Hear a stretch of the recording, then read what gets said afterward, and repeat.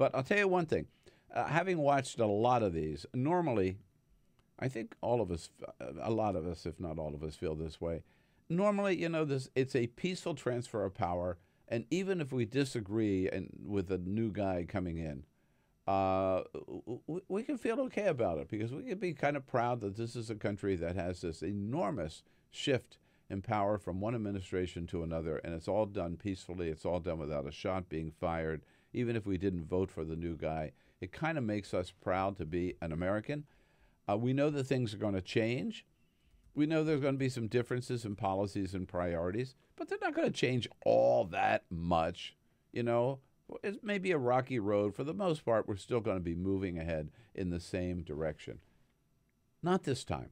Not this time. This time is really, really different because it's not just going to be some minor changes around the edges. I think this is going to be an absolute drastic remake of America, setting the clock back and destroying almost all of the gains that we have made, everything we have fought for, everything we believe in over the last decades under Democratic and Republican presidents.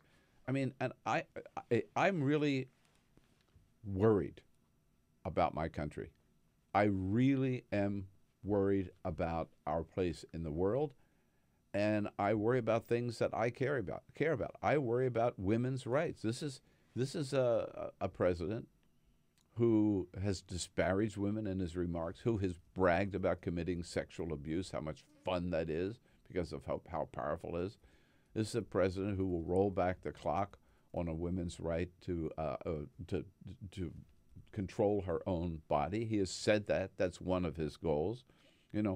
I worry about this is a guy who bragged about his daughter being a sex object. Bragged about wouldn't it be fun to be able to date his own daughter? I mean, yeah. What can we expect in terms of women's rights from this guy? I worry about voting rights. He doesn't believe in them. He's appointed a nominee for Attorney General who is the arch enemy of voting rights, thinks the Voting Rights Act was what he called an intrusive act, has a history of suing people when he was an Attorney General in Alabama, suing people who were registering, doing nothing other than registering African Americans to vote. What do you think is going to happen to voting rights in this country? It's going to make it harder and harder for people to vote, not easier for people to vote. I worry about workers' rights.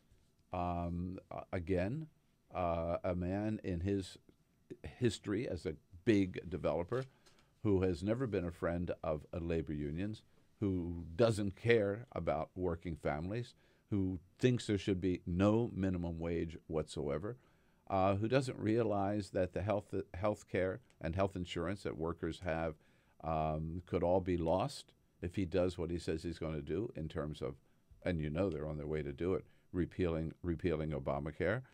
I worry about this planet. I worry about climate change and following a president who's done more than any other president to put this country in the lead in tackling climate change, and global warming. This is a president who doesn't believe in it, thinks it's a hoax, says it's a hoax invented by the Chinese. Imagine, he's going to just starting with the Paris Accords, try to undo, and with the new CAFE standards and the new rules on coal-fired power plants. He's going to try to undo every single thing that President Obama did in terms of helping tackle climate change. And again, I mentioned Obamacare. 22 million Americans have health insurance for their families. For the first time ever, they can afford it thanks to a federal subsidy in many cases.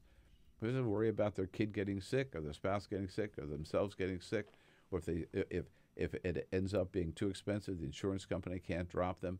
22 million Americans, Donald Trump, again, doesn't care, just wants to repeal the whole thing, and so far has come up with no idea of how to replace it. I mean, you can go down the list of this Iran nuclear deal, which makes this a safer world without Iran having a nuclear weapon. Think about the new relations with Cuba and all the opportunities that presents, artistic opportunities, business opportunities for American entrepreneurs, all of that. Donald Trump is going to easily reverse it all. And think about our relations with Russia. Yeah, I mean, they are Perhaps the number one threat to the United States today, because Vladimir Putin really wants to reassert a Russian influence, already is doing so over Eastern Europe and beyond. And Donald Trump thinks Vladimir Putin's a great leader and sort of is his best buddy. I mean, on every front, everywhere you look, again, I think everything we believe in is at stake. I don't mean to exaggerate it. I'm just telling you, I've never felt it. I've never felt this way before going into inauguration, where I fear for my country.